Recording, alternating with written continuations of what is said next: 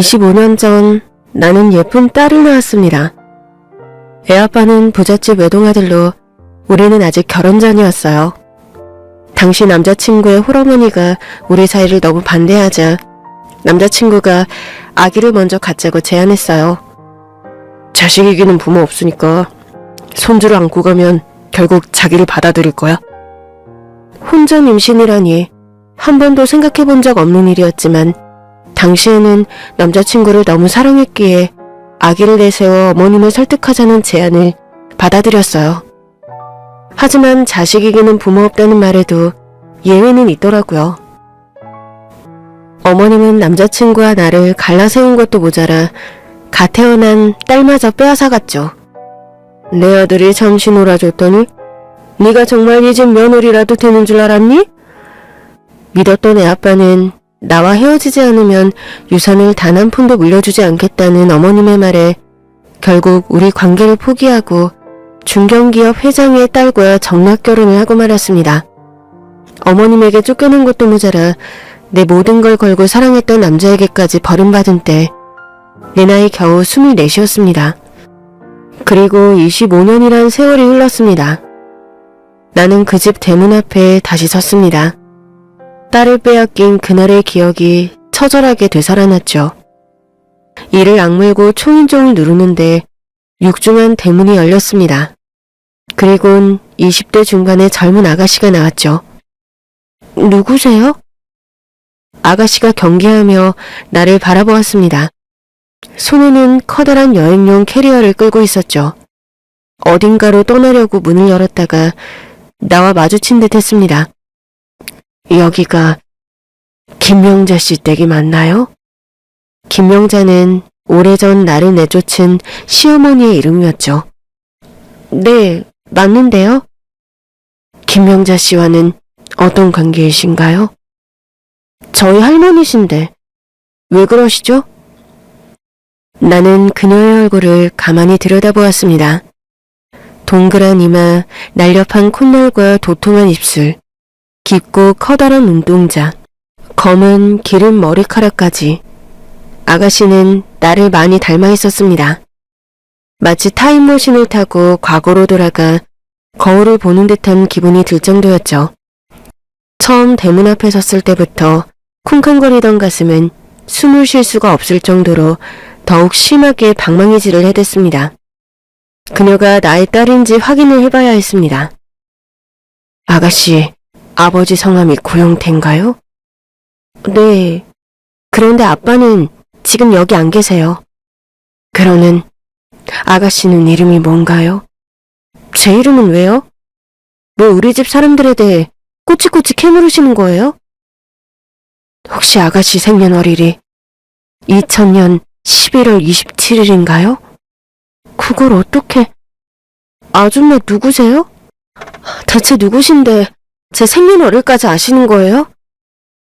2000년 11월 27일은 내가 딸을 낳은 직후 쫓겨난 날이었습니다. 나는 아가씨의 물음에 대답하는 대신 마지막 질문을 던졌습니다. 임신했을 때 애아빠와 나는 아들이면 이름을 시연, 딸이면 이름을 시은으로 짓자고 약속했습니다. 설마 네 이름이 시은이니? 고시은. 그걸 어떻게 아셨어요? 내가 지은 이름에 내가 출생한 날이 생일인 나와 닮은 아가씨라니 내 딸이 분명했습니다. 나도 모르게 딸아이의 손을 덥석 잡았습니다. 시은아, 대체 왜 이러시는 거예요? 이 손 놓으세요. 놓고 얘기하세요.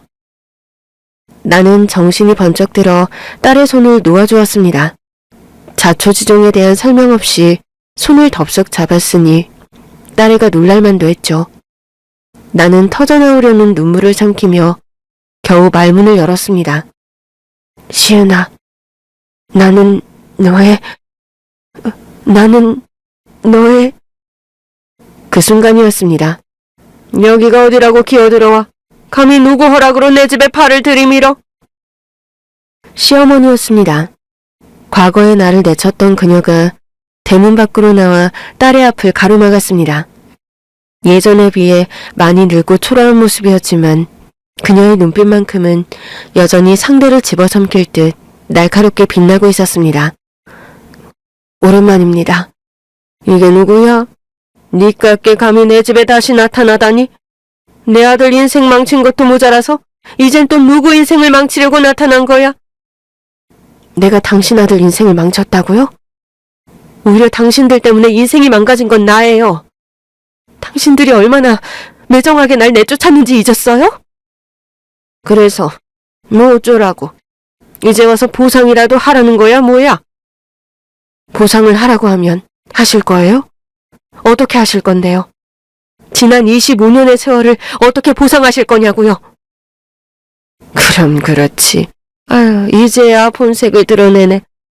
우리한테 뭐 빼먹을 거 없나 하고 찾아온 거면 애시당초 포기해. 나 그렇게 호락호락한 사람 아니다. 제가 여기에 뭘 빼먹으러 찾아온 거라고요? 말도 안 돼. 말이 안 되긴 왜 안 되니? 내가 너 25년 전에 우리 아들한테 들러붙었을 때부터 알아봤어. 그때도 우리 집 재산을 노리고 결혼도 안 한 처녀가 배부터 불러서 찾아왔었잖아. 재산 노린 거 아니에요. 그땐 정말로 서로 사랑했었다고요. 서로 사랑했었다고? 이거 웃기는 소리하고 자빠졌네. 내 아들이 뭐가 모자라서 너 같은 걸 사랑해. 네가 먼저 여우마냥 꼬리를 쳐서 네 아들 혼을 쏙 빼놓은 거지. 그렇지 않고서야 어떻게 양친 부모는 귀머거리에 정부 지원금 받아서 근근히 살아가는 거지 같은 애를 사랑할 수 있겠냐고. 우리 귀한 아들이. 제 부모님 얘기는 하지 말아주세요. 남들과 다르게 태어나서 평생을 불편하게 살아오셨지만 딸을 누구보다 사랑하고 아껴주신 분들이에요. 이게 어디서 눈에 쌍심지를 켜고? 그렇게 부모가 소중하면 부모랑 같이 살면 될 것이지 여긴 왜 다시 찾아와? 제 것을 되찾으려고요. 네 것? 여기 네 것이 어딨다고 망발을 해. 당장 입 닥치고 내 집에서 나가. 나가야 할 사람은 제가 아니라 당신입니다, 김영자 씨. 이게 미쳤나? 미쳤어? 아님 머리가 돌아서 횟가닥했어? 여긴 내 집이야. 어디서 누구 보고 나가라 말아야. 역시나 예상했던 반응이었습니다. 나는 미리 준비해온 서류를 시어머니께 내밀었습니다. 여기 이 서류를 보시죠. 이게 뭐야? 이 집의 등기부 등본이요. 등기부 등본? 서류를 받아본 시어머니의 눈이 휘둥그레졌습니다. 등기부 등본의 소유자 이름 칸에는 선명하게 세 글자가 적혀 있었습니다. 이수경. 바로 내 이름이었죠. 설마 제 이름까지 잊으신 건 아니겠죠? 이게 무슨 말도 안 돼. 이수경? 어떻게 다른 사람도 아니군. 네 이름이 왜 여기에? 왜긴요. 제가 이 집을 샀으니까 제 이름이 거기에 적혀 있는 거겠죠. 이 집의 주인은 이제 저예요, 어머님. 이제 나가야 할 사람이 누군지 정확히 아시겠죠? 시어머니는 내게서 시선을 떼지 못했습니다. 그리고선 서서히 주저앉았죠. 마치 절망의 늪속으로 빨려 들어가는 사람처럼요. 대체 이게 어떻게 된 거지? 어떻게 거짓골로 쫓겨난 네가 이 집을 사게 된 거야? 25년 전과는 완전히 뒤바뀐 상황에 시어머니는 손발을 덜덜 떨었습니다. 갓난아기를 빼앗기고 거리로 내쫓기던 날부터 항상 꿈꿔왔던 장면이 바로 내 눈앞에서 펼쳐지고 있네요, 어머님. 뭐? 그날부터 앙심을 품고 나한테 복수를 하려고 했다는 게야? 네, 맞아요. 그날부터 매일 복수하겠다고 다짐했어요. 반드시 이 집으로 돌아와 내 것을 되찾겠다. 그리고 당신이 내게 했던 것처럼 나 역시 당신을 처참하게 내쫓고 말겠다. 이 요망한 거? 아니야, 절대 이런 일은 있을 수가 없어. 이건 분명 뭔가가 잘못된 거야. 시어머니는 여전히 믿을 수 없다는 표정으로 나를 바라보았습니다. 하긴 25년 전에 내가 처한 환경을 생각해보면 지금의 성공이 믿기지 않을 수도 있겠더군요. 나는 청각장애인 부모님에게서 태어난 비장애인 딸이었어요. 나처럼 청각장애인 부모를 둔 아이를 코다라고 부르는데 대부분의 코다들은 수어와 음성 언어를 모두 사용하며 세상의 소리를 부모님께 전달하고 부모님의 마음을 세상에 전하는 다리 역할을 하곤 한답니다. 그래서인지 나는 세상을 더 섬세하게 느끼고 사람들의 말 속에 숨겨진 진심을 더 잘 이해하려고 노력했습니다. 사랑도 잃고 아이까지 잃은 채 거리로 내쫓겼을 때 유일하게 내게 남은 건 복수심이었어요. 복수심만이 나를 살아있게 할 유일한 동력이었죠. 난 독하게 마음먹었어요. 반드시 성공해서 당신들에게 내가 정말 어떤 존재인지 똑똑히 보여주겠다고. 니까지 것이? 니년이 무슨 그럴 능력이 있어? 어머님은 여전히 절 비웃으시네요. 어쩌면 그 비웃음이 저를 더 단단하게 만들었는지도 모르겠어요. 청각장애인 부모님 사이에서 태어나 정부 지원금을 받으며 살아가는 저를 어머님은 대놓고 멸시하셨죠. 그런데 어머님, 그런 가정환경이 제게는 가장 큰 무기였어요. 제가 코다라는 사실 때문에 장학 프로그램에 지원할 수 있었거든요.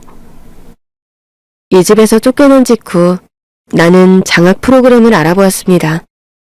당시 국내에는 코다를 대상으로 하는 장학 프로그램이 전무했지만 해외에는 그런 프로그램이 다수 있었죠. 그래서 저는 미국의 한 재단에서 진행하는 코다를 위한 장학 프로그램에 지원했습니다. 학창시절부터 늘 성적이 좋았던 나는 단번에 선발되었고 비행기 티켓 한 장 달랑 들고 미국으로 떠났습니다. 그래서 장학금을 받고 미국에 갔다는 거야? 네. 미국의 대학에서 언어학과 컴퓨터공학을 복수 전공하면서 악착같이 공부했어요. 밤에는 아르바이트를 하며 생활비를 벌었고요. 그렇게 미국에서 학업을 시작한 지 2년 만에 음성을 문자로 자동 변환해주는 기술을 개발했어요. 어린 시절부터 제가 부모님의 귀가 되어드렸던 것처럼 이제는 세상의 모든 음성 언어를 문자로 전달해주는 기술을 만든 거예요. 누구보다 부모님의 언어를 잘 이해했던 딸이었기에 그들의 필요를 정확히 알 수 있었으니까요. 저는 그 기술로 특허를 출원하고 스타트업을 창립했어요. 시작은 미약했지만 내가 개발한 기술은 전 세계의 청각장애인들에게 희망을 주었고 회사는 승승장구했습니다. 처음에는 단지 돈을 벌어 그들에게 복수하겠다는 일념으로 시작한 일이었지만 내가 개발한 기술이 세상에 선한 영향력을 끼치는 것을 보며 또 다른 사명감을 갖게 되었습니다.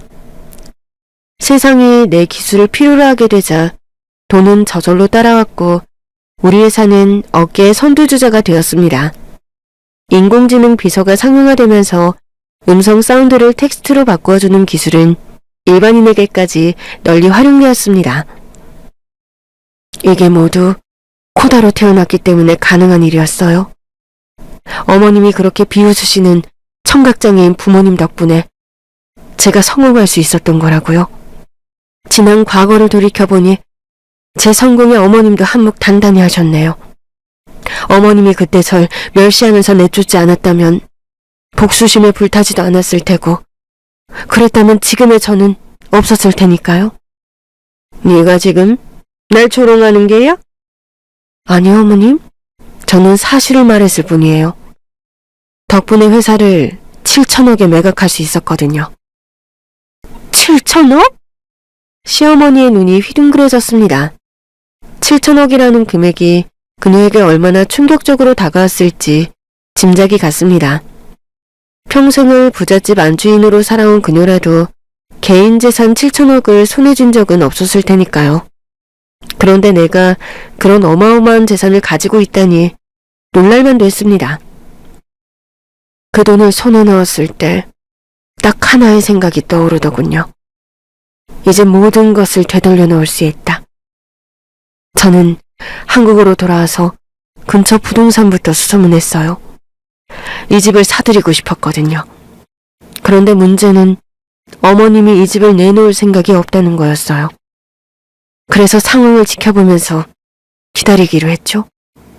설마 네가 우리 영태 회사를 망하게 만든 게야? 쫄딱 망해서 이 집마저 매물로 내놓게 만들려고 그런 거야? 말해봐, 이 악마 같은 년아. 시어머니는 부들부들 떨리는 다리로 내게 다가와 멱살을 움켜쥐었습니다. 골목어귀에서 대기하던 비서와 보디가드들이 다가오려고 하는 게 보였습니다. 나는 손을 들어 그냥 대기하라는 신호를 보내고는 시어머니의 손을 가뿐히 뿌리쳤습니다. 그녀는 맥없이 떨어져 나갔죠. 제가 의도한 게 아니에요, 어머님. 애아빠가 제 발로 찾아온 거지. 우리 영태가 지 발로 너를 찾아갔다고? 네. 저도 그 사람이 사업 계획서를 들고 찾아올 줄은 상상도 못했어요. 나는 회사를 매각한 돈으로 한국에서 본격적인 투자를 시작했습니다. 지난 성공의 경험 덕분에 내게는 시대의 흐름을 읽어내는 눈이 있었습니다. 앞으로 어떤 아이템이 성공할지, 어떤 기술이 세상을 바꿀지 마치 예언가처럼 정확히 예측했죠. 하지만 이런 예측만으로 투자처를 결정한 건 아니었습니다. 결국 어떤 일이든 사람이 이루어내는 거니까 사실상 사업을 견인하는 대표가 누구인지가 가장 중요했습니다. 가장 중요한 건 사업에 임하는 대표의 태도였어요. 강한 의지와 자기 확신이 있으면서도 외부의 전문적인 비판을 수용해 자기 확신을 이룰 수 있는 사람은 반드시 성공하더군요. 그런데 당신 아들 고영태는 성공하는 기업가의 태도를 갖고 있지 않았어요? 네가 뭔데 내 아들을 평가질하는 거야? 제가 뭐냐뇨? 지금껏 말씀드렸잖아요. 기업을 팔고 투자자가 됐다고요. 그럼 우리 영태가 너한테 투자를 받으러 갔다는 소리야? 네. 사업계획서에서 대표의 이름을 확인한 순간 심장이 철렁했다니까요. 고영태가 내게 투자를 받으러 찾아올 줄은 꿈에도 생각하지 못했거든요. 애아빠 고영태는 어머니로부터 금속부품 제조회사를 물려받았습니다. 금속부품 제조회사는 원래 고영태의 아버지가 창립한 회사였는데 아버지가 일찍 돌아가시게 되면서 어머니가 지분을 모두 가지고 전문 경영인에게 경영을 맡겼습니다. 그러다가 애아빠가 대학을 졸업하자 그에게 회사를 물려주게 된 것입니다. 가업을 물려받은 애아빠는 IT 기업으로 전환하려 무리한 투자를 감행하다 여러 번 실패했습니다. 그는 자신이 망쳐놓은 회사를 살리기 위해 마지막 지푸라기라도 잡는 심정으로 나를 찾아왔습니다. 당시 나는 투자사 대표실에서 새로운 투자 제안을 검토하고 있었습니다. 투자에 손대는 것마다 성공을 거두며 미다스의 손이라는 별명을 얻은 만큼 승승장구하고 있었기에 내 테이블 위에는 항상 무수한 사업계획서와 투자 제안서들이 놓여 있었죠. 그 속에서 고영태라는 익숙한 이름을 발견하게 된 것입니다. 나는 곧 비서에게 고영태 대표와의 미팅 일정을 잡으라고 지시했죠. 사업계획서 안에서 고영태란 이름을 발견한 지 불과 이틀 만에 그가 내 사무실 안으로 들어왔습니다. 안녕하세요, 대표님. 고성금속의 고영태라고 합니다. 그는 내 얼굴을 제대로 쳐다보지도 못한 채 명함을 내밀었습니다. 나도 그에게 명함을 내밀며 인사했습니다. 안녕하세요. 이수경입니다. 명함을 교환한 그가 갑자기 손을 멈칫하더군요. 이수경? 그리고는 고개를 들어 내 얼굴을 쳐다봤습니다. 내가 누군지 알아보고는 하얗게 질리는 꼴이라니. 나는 아무렇지도 않은 척 자리에 앉아 본론으로 바로 들어갔습니다. 고영태 대표님, 들어오기 전에 비서에게 안내받으셨겠지만 대표님께 제가 할애할 수 있는 시간은 단 15분입니다.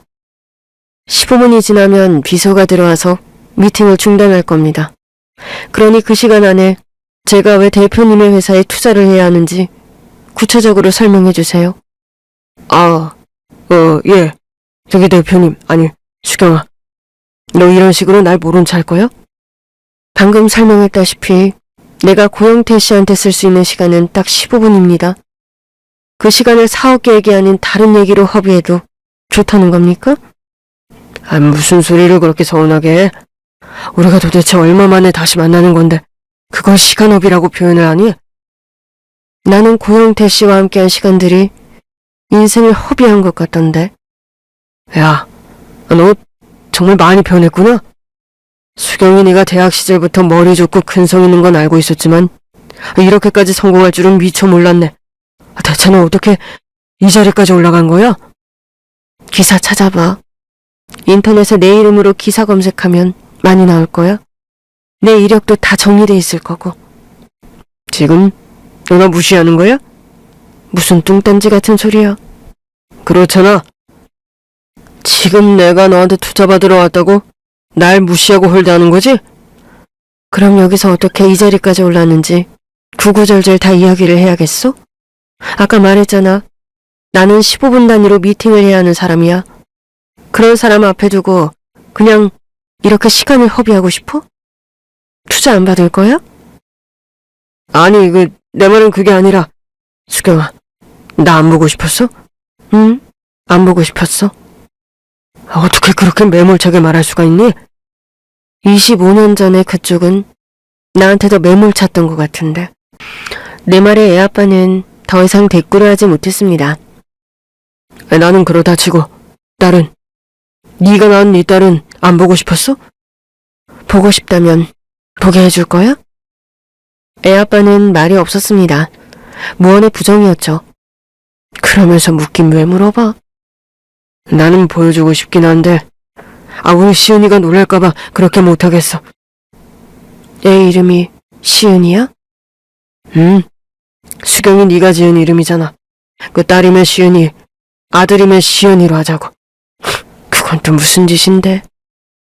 애 낳자마자 날 내쫓아내놓고 내가 지은 이름을 왜 그대로 사용한 건데? 수경아, 그땐 나도 정말 어쩔 수가 없었어. 엄마가 너랑 안 헤어지면 재산을 한 푼도 안 물려주겠다고 하니까 생각해봐. 우리 딸을 너처럼 가난하게 키울 수는 없잖아. 뭐라고? 나처럼 가난하게 키울 수 없어서 그랬다고? 그렇잖아. 너 부모님 두 분 모두 청각장애 때문에 경제력이 없으니까 얼마나 힘들게 자랐어.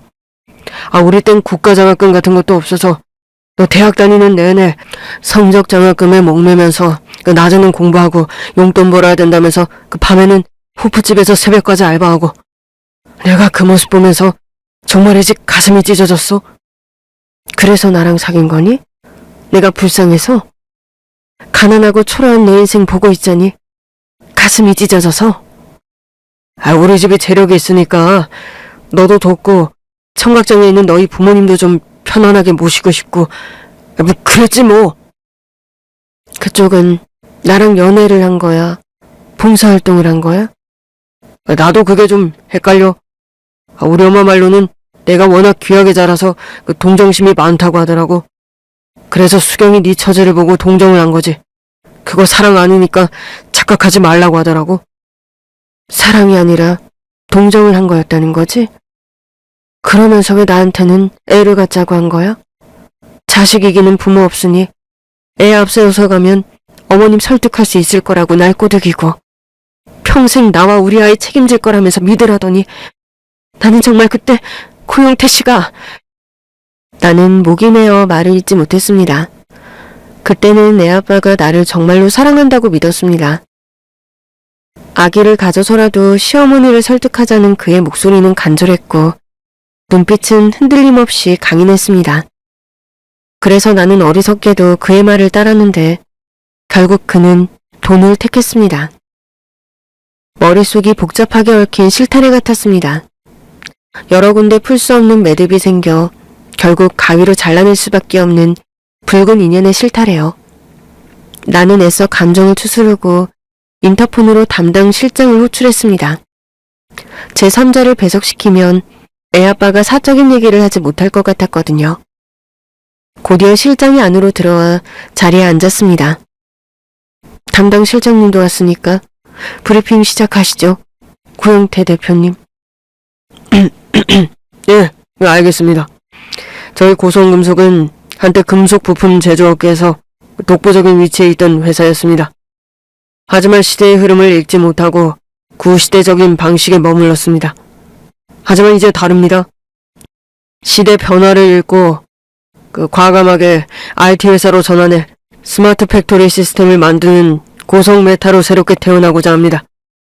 대표님의 성견 지명이 저희의 잠재력을 분명히 알아보실 거라고 믿습니다. 고성금속의 과거는 알고 있습니다. 부친께서 일군 견실한 회사였죠. 사업계획서를 보니 IT 기업으로 전환하겠다는 비전은 칭찬할 만하지만 구체적인 실현 가능성이 보이지 않습니다. 재무제표는 이미 적자로 돌아서기 직전이고 부채 비율은 위험 수위를 넘었습니다. 심지어 이 자리에 오시기 전에 이미 2군데의 벤처 캐피탈로부터 투자를 거절당한 것으로 합니다만 그건 아직 진정한 가치를 몰라봐서 그런 겁니다. 우리 고성의 스마트 팩토리 기술은 분명히 성공할 수 있습니다. 지금이 선점 효과를 노려야 할 때입니다. 선점 효과는 시장을 완벽하게 분석하고 경쟁 우위를 확보했을 때 가능한 이야기입니다. 고영태 대표님이 제출하신 계획서에는 구체적인 시장 분석은 물론 기술의 차별성조차 명확하게 명시하지 않았습니다. 지금 국내외 스마트 팩토리 시장에는 이미 수많은 선두기업들이 존재하고 그들은 오랜 기간 축적된 기술력과 자본력을 가지고 있습니다. 단순히 금속의 IT를 접목하겠다는 막연한 구상만으로는 살아남기 힘듭니다. 시장의 냉혹함을 간과하고 있는 것 아닙니까? 아니, 대표님. 막연한 구상이라뇨. 그 계획서는 선친의 기술력과 나의 혁신적인 아이디어가 결합해서 탄생한 겁니다. 지금 나한테 없는 건 오로지 자본력뿐이라고요. 게다가 우리는 제조 기반이 탄탄해서 제조 기반이 탄탄했다는 것은 과거의 이야기입니다. 지금 고성금속은 막대한 부채를 안고 허덕이는 부실기업입니다. 이 상황에서 기존의 인프라를 활용한 새로운 사업을 모색하는 것이 아니라 아예 판도를 뒤집는 새로운 분야로의 전환을 시도한다는 것 자체가 무모합니다.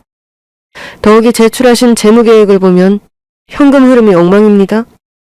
투자를 받는다 한들 이 현금 흐름으로는 몇 달 버티지 못하고 자본 잠식에 빠질 가능성이 높습니다. 아니, 그게 대표님은 부정적인 단면만 너무 확대해서 보는 거 아닙니까? 기술에 대한 기본적인 투자만 이루어진다면 내가 가진 인맥과 영업 능력으로 현금 흐름은 얼마든지 만들어낼 수 있습니다. 그건 기술력이 탄탄할 때 가능한 얘기일 텐데요. 아까부터 기술력 그러는데 그 기술력이 부족해 보이는 건 이게 아직 시제품 단계라 그런 거지. 투자 받아서 조금만 더 개발하면 제대로 된 기술력을 보여드릴 수 있습니다. 시제품이 아니라 현 단계는 단순한 구상에 불과하다고 아까 말씀드렸을 텐데요. 대표님께서는 실제 작동 가능한 프로토타입조차 제대로 제시하지 못하셨습니다. 인맥이나 영업 능력 같은 추상적인 요소를 기반으로 수백억 원의 투자를 유치하겠다는 계획은 투자 가치를 논하기 이전에 기본적인 사업 마인드 자체가 결여되어 있다는 증거입니다. 이건 기업을 살리기 위한 것이 아니라 단순한 한탕주의에 가깝습니다. 한탕주의? 애아빠가 자리에서 벌떡 일어나 내게 삿대질을 해댔습니다. 야, 이수경. 너 지금 나를 모욕하는 거야?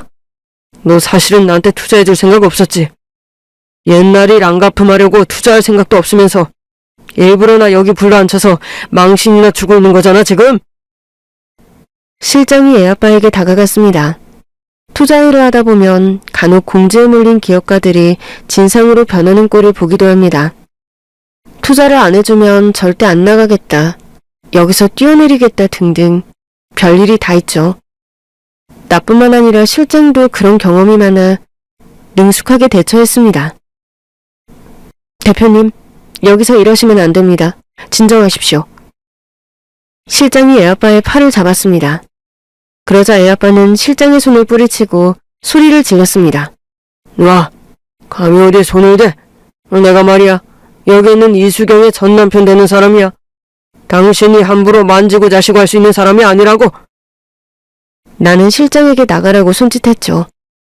실장은 나와 애아빠의 눈치를 보며 슬그머니 밖으로 나갔습니다. 야, 이수경.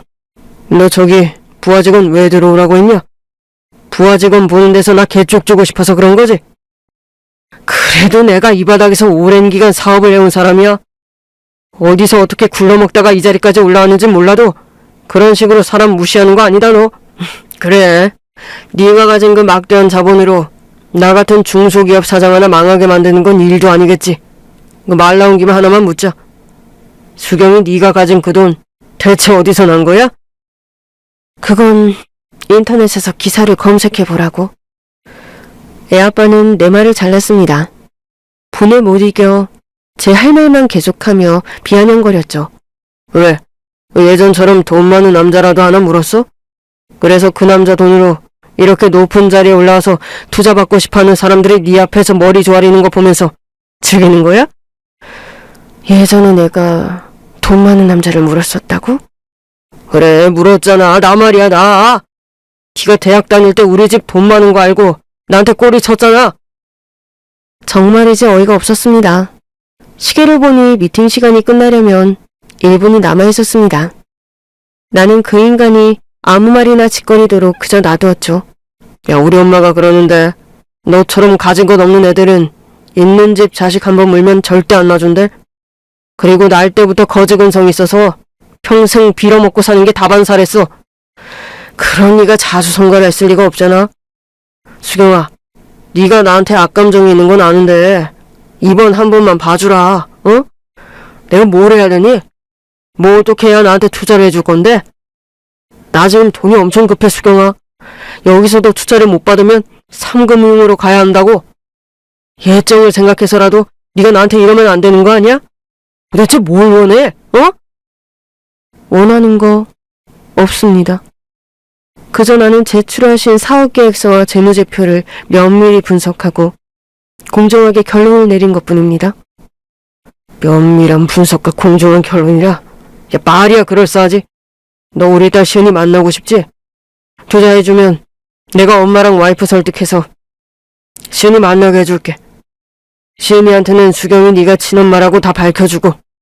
그거면 되겠니? 그 순간 알람이 울렸습니다. 미팅 시간이 끝났다는 신호였죠. 실장이 비서와 함께 들어와 애아빠를 끌어냈습니다. 애아빠는 끌려나가지 않으려고 발버둥 쳤죠. 이거 놔! 이거 놓으라고! 수경아, 내가 시은이한테 사실대로 다 말하고 너 만나게 해준다니까? 고영태 대표님, 다시 한번 말씀드리지만 대표님의 사업 아이템은 투자 가치가 없습니다.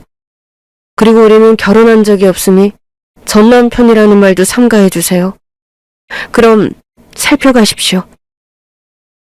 나는 인사를 하고선 문을 닫아 잠궜습니다. 밖에서 끌려나가면서도 애아빠는 끝까지 소리를 질러댔죠.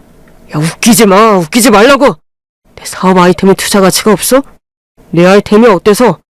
대체 어때서 왜 내 아이템이 투자 가치가 없다는 거야? 수경이 너 일부러 나 엿먹이려고 부른 거지. 이 나쁜 기집애. 두고 봐. 내가 이대로 무너질 줄 알아? 나를 깔아뭉갠 거 후회하게 만들어줄게. 당신 같은 인간들 도움 없이도 성공하는 거 똑똑히 보여준다 내가. 그의 마지막 모습은 25년 전 나를 외면하고 떠나던 그 비겁한 뒷모습과 조금도 다르지 않았습니다. 오만과 현실 부정. 그는 여전히 그 속에서 헤어나오지 못하고 있었죠. 나는 그가 내 말을 무시하고 어떤 파멸의 길을 걷게 될지 이미 정확히 예측하고 있었습니다. 그리고 그 예측은 한치의 오차도 없이 현실이 되었습니다. 내게서 투자를 받지 못한 고영태는 제3금융권에서 살인적인 이자로 돈을 끌어와 무리하게 사업을 벌였습니다. 단기간에 큰 수익을 내려는 허황된 욕심에 눈이 멀어 더욱더 무리한 투자를 거듭했습니다. 그러나 기초가 부실한 사업은 모래성처럼 쉽게 무너졌고 그는 결국 감당할 수 없는 빚더미에 앉게 되었습니다. 가진 재산을 탕진했고 어머니 명의로 된 대저택마저 담보로 잡혔습니다. 내 이야기를 모두 들은 시어머니는 아들과 똑같은 말을 했습니다. 그 영태가? 내 아들이 망할 걸 알면서도 돈을 안 줬다는 거니? 너한테도 투자를 못 받으면 상금융으로 가야 한다는 애를 어떻게 그렇게 매몰차게 내칠 수가 있니? 예정을 생각해서라도 네가 우리한테 이러면 안 되는 거 아니야? 우리한테 언제부터 예정이란 게 있었나요? 내가 원하는 건 오로지 이 집뿐인데요. 이 집? 대체 우리 집을 네가 왜 원한 건데? 이 집을 사서 더 이상 당신들이 나를 내쫓을 수 없다는 걸 보여주고 싶었거든요. 그래서 고영태 대표의 파산 소식이 들려왔을 때 나는 즉시 행동을 시작했어요. 이 집이 경매에 나오기만을 기다렸다가 최우선으로 낙찰받았죠. 고영태와 어머니가 가진 마지막 희망이자 유산이었던 이 집은 이제 온전히 저의 소유가 됐어요. 내 이름 석자가 새겨진 등기부등본은 오랜 세월을 꿈꿔온 복수가 완벽하게 실현되었음을 알리는 승리의 깃발이었습니다. 25년 전 내가 산후조리도 채 끝나지 않은 몸으로 쫓겨났던 이 저택. 이제 내가 그 문을 다시 열고 당당히 그곳으로 돌아온 겁니다. 이제야 이해가 되세요, 어머님? 제가 어떻게 이 집의 모든 것을 소유하게 되었는지, 당신이 저를 이 집에서 쫓아낼 때 저에게 네 주제를 하려고 말했죠. 그때 이미 저는 제 주제를 똑똑히 알았습니다. 나 이수경은 성공할 능력도 의지도 끈기도 있는 사람이란 사실을요. 그리고 당신들이 그렇게 멸시하던 내 부모님은 다른 부모들은 할 수 없는 그분들만의 방식으로 딸에게 세상을 가르쳐 주었고, 그로 인해 나는 성공할 수 있었어요. 시어머니는 더 이상 아무 말도 하지 않았습니다. 그저 제 이름 석자가 새겨진 등기부등본을 손에 움켜쥐고 바닥에 주저앉을 뿐이었죠. 그제야 나는 시어머니와 딸의 손에 들린 여행용 캐리어가 눈에 들어왔습니다. 그런데 여행용 가방은 왜 들고 나온 거예요? 아빠가 도망치라고 해서요. 딸이 울먹이며 대답했습니다. 뭐? 도망치라니? 누구한테서? 채권자들이 몰려올 테니까 저더러 할머니 모시고 어디든 가라고 했어요. 그러고 보니 애아빠인 고영태는 물론 그의 와이프란 사람도 그림자조차 보이지 않았습니다. 이 대저택에 할머니와 손녀 단둘만 남겨두고 그들은 어디로 간 걸까요? 그럼 고영태 부부는 지금 어디 있어요? 영태는 할머니, 아빠 얘기는 제가 할게요. 시은아, 할머니는 또 거짓말을 할 거잖아요. 나한테 내가 아빠와 새엄마 사이에서 낳은 친딸이라고 평생 거짓말을 했잖아요.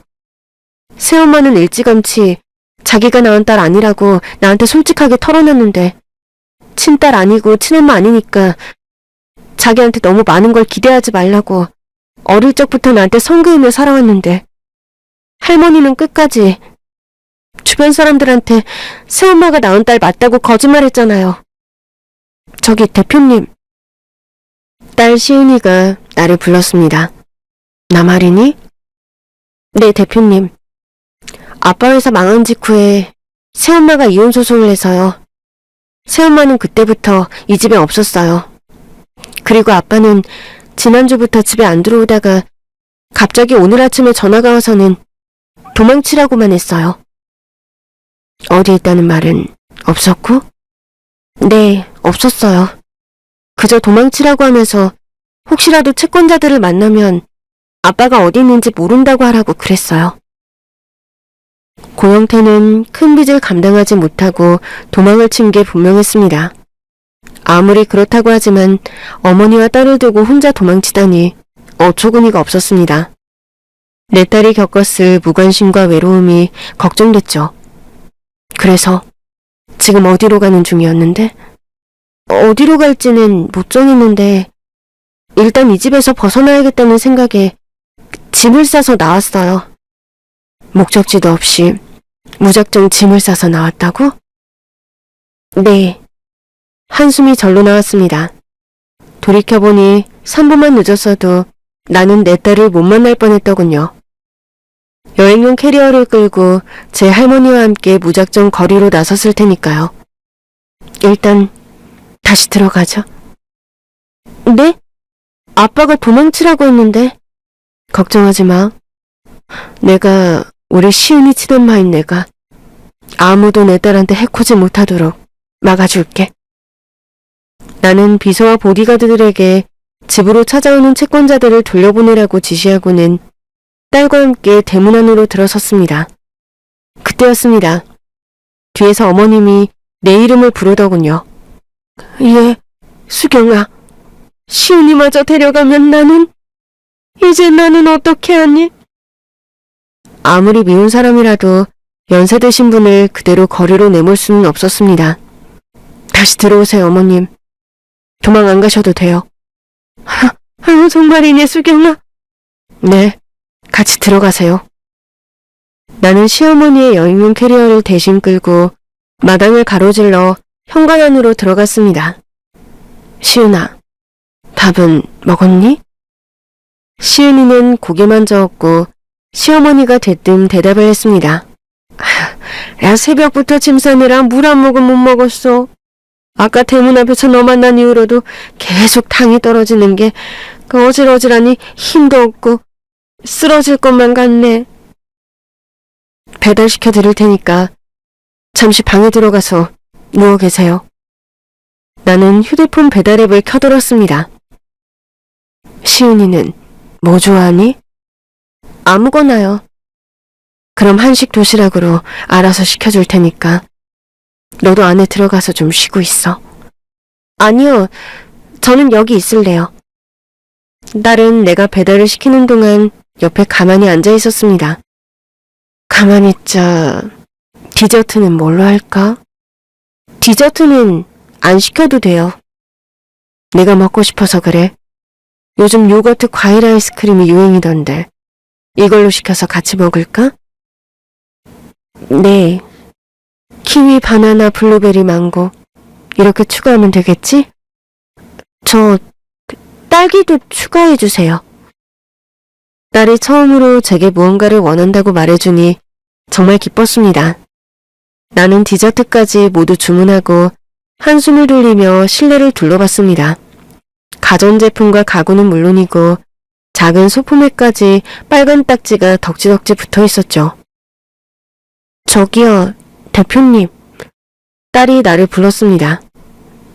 저는요, 친엄마가 저를 버린 줄로만 알았어요. 내가 널 버렸다고? 누가 그런 말을 하든? 새엄마가요. 어떻게 가난하기를 버리고 도망칠 수가 있냐면서 친엄마 욕을 엄청 많이 했어요. 그러면서 친엄마 대신 키워주는 자신에게 고마워하라고 했어요. 할머니랑 아빠가 나한테 거짓말을 한 건 친엄마가 도망갔다는 사실을 알면 제 마음이 너무 아플까 봐서 절 위해서 그러는 줄 알았어요. 나는 딸의 손을 잡았습니다.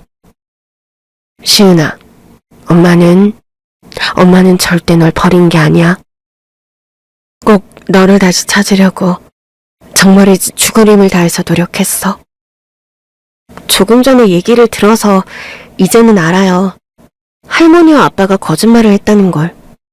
그리고 새엄마는 그 거짓말을 믿고 저한테 친엄마가 도망갔다고 알려줬단 걸. 이제 알고 나니까 할머니와 아빠가 너무 미워요. 대표님은 왜 아빠 같은 남자를 만났던 거예요? 이제 와서 돌이켜보니 우리 예쁜 시은이를 낳으려고 그랬나 보다. 네 아빠를 못 만났으면 너도 이 세상에 없었을 거 아니야? 그리고 그 사람이 처음부터 지금 같았던 건 아니야.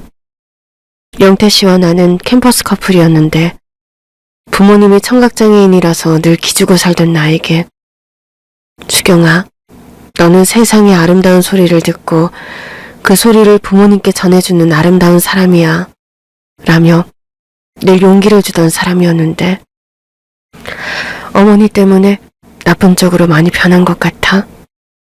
아버지가 일찍 돌아가시고 어머니 혼자서 힘들게 자식 키운다고 절대 어머니의 말씀에 거역하는 법이 없었거든. 그러던 아들이 갑자기 사랑하는 여자와 결혼을 하겠다면서 혼전 임신까지 해오니까 어머니는 그게 모두 내 탓 같았던 거야.